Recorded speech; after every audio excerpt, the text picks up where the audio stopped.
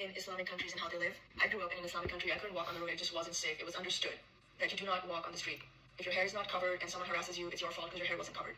No man will come to your defense if your hair wasn't covered or whatever they decide wasn't right with the way you looked.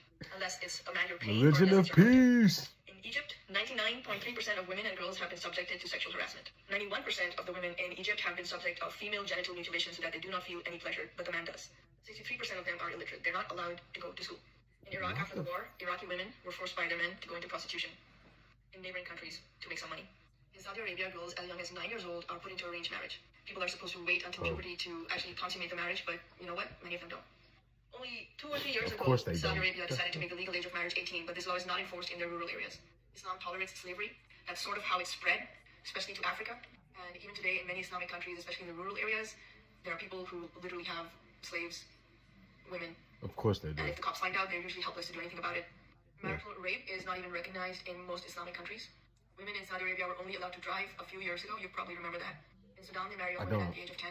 In Pakistan, if a woman reports that she's been raped and she doesn't have enough money or backing, she will be put into jail unless she can produce 4 male witnesses. There was even a case recently, a few years ago in Pakistan, where they actually had DNA evidence, but the judge said you cannot allow DNA evidence because it's not in Islam, and the judge forced her to provide 4 male witnesses. Allah doesn't agree with DNA. Comments, and also the Muslim women who will never lift a finger to help anyone who's actually dying are going to argue that I'm Islamophobic for saying all these things.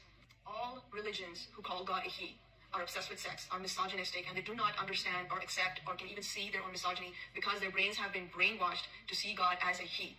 And whatever the he does, whatever the he feels, whatever the he says, even if it's a mortal he, which is the whole point of giving God the pronoun he, they have more authority than the she ever will. Of course, women cannot own businesses. In many Islamic countries, if you're a single woman, you cannot rent a hotel room because, you know, their minds just go to dirty places. But if your head is covered and if you have a beard, if you're a guy, you're automatically going to heaven. Wow. I don't know, Ana Kasparian. I kind of think she may know more about this whole Islamic thing than you.